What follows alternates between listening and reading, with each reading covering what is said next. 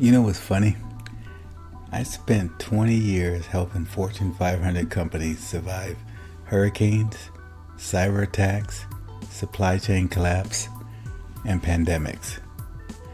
I've built recovery plans for hospitals. I've stress tested infrastructure for financial institutions. I've sat in boardrooms with C-suite executives and walked them through worst-case scenarios, calmly, methodically, without anyone losing their mind. And then I go home and realize my own house had exactly one working flashlight, half a pack of AA batteries that may or may not still have juice, and about 4 days of food if you count the condiments. Turns out, professional expertise and personal preparedness are two completely different things, and nobody warned me about that gap. This channel is about closing it. My name is Ernie, and for the better part of 2 decades, my job title had included words like business continuity, disaster recovery, and enterprise risk management. Which, if you say those words at a dinner party, people either glaze over or slowly back away. But here's what those words actually mean in plain English. My job was to look at an organization, a hospital, a bank, a logistics company, figure out everything that could go wrong, and then build a plan so that when something did go wrong, the people who depended on that organization didn't get left holding the bag. I have a CBCP, that's a Certified Business Continuity Professional. I also have a PMP and a CISSP. I'm not telling you that to impress you. I'm telling you that because I've put in the hours, I've done the coursework, I've sat through the disasters, real ones, and watched what works and what doesn't. And what I keep noticing year after year was this.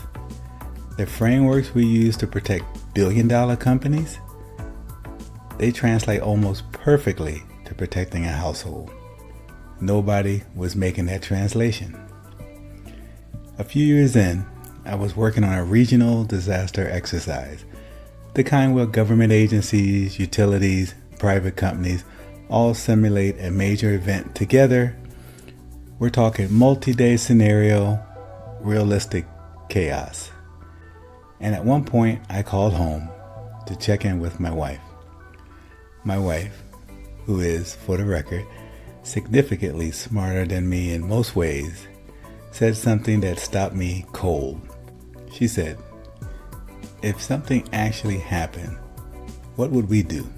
Like us, here, at home?" And I, the certified professional enterprise risk management guy, didn't have a good answer. I had a plan for my clients. I had a plan for their employees. I had a plan for their critical systems and their alternate facilities and their vendor dependencies. I did not have a written plan for my own family. That's the cobbler's children having no shoes, except the shoes are emergency supplies and the cobbler has a professional certification in shoes. That was the moment that became personal. So here's my problem with most of the preparedness content out there.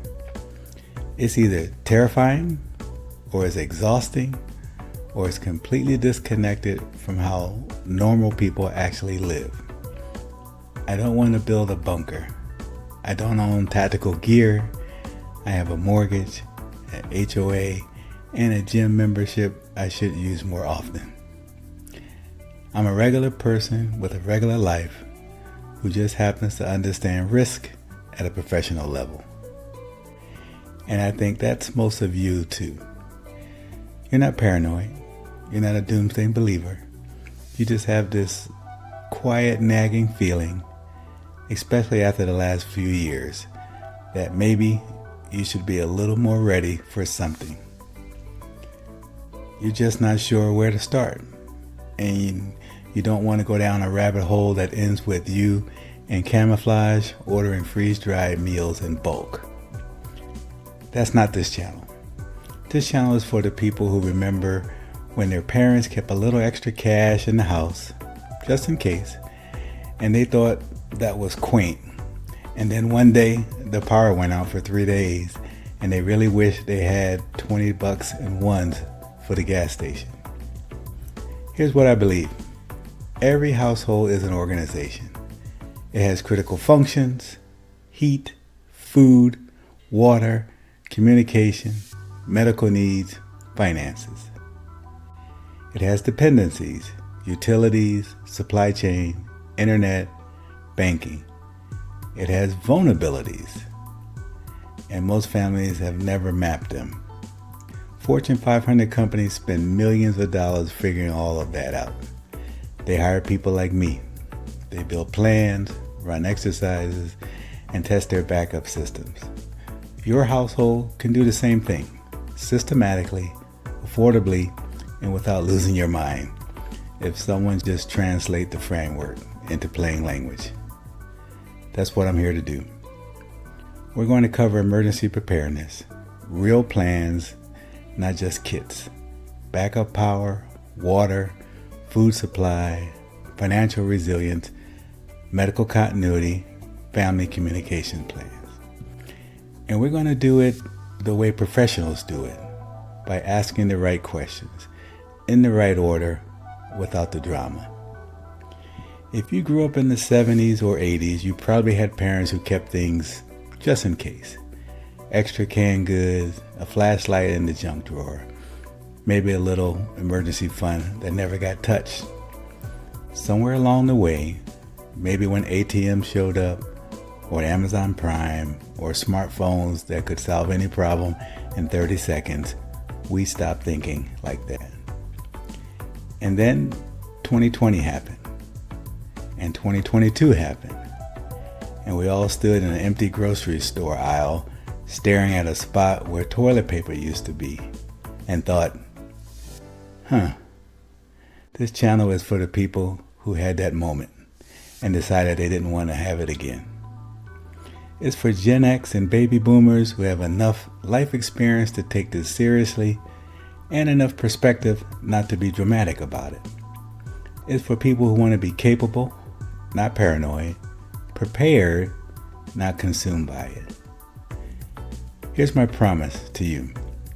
I will never sell you fear. I will never tell you the world is ending. I will never make you feel stupid for not having thought of this sooner. Because I didn't either, and I literally do this for a living. What I will do is give you a professional grade framework, simplified, practical, and built for how people actually live, so that whatever comes next, your family is not caught flat-footed. One video at a time, one system at a time. Most videos will end with one concrete thing you can do this week, not someday, not on some future weekend when you have time, this week. Because that's how professionals build resilience. Incrementally, consistently, without heroics. If that sounds like your kind of channel, hit subscribe. And I mean actually hit it, because YouTube's algorithm is a mysterious creature and won't show you my stuff unless you do. And while you're at it, I put together something that I genuinely wish someone had handed me before I had to figure this out the hard way. It's called 15-Minute Household Risk Audit. It's a one-page checklist based on the same vulnerability assessment framework I use with corporate clients, adapted for your home. You answer 15 questions, you get a clear picture of where your household is exposed and where to start. It takes 15 minutes, probably less.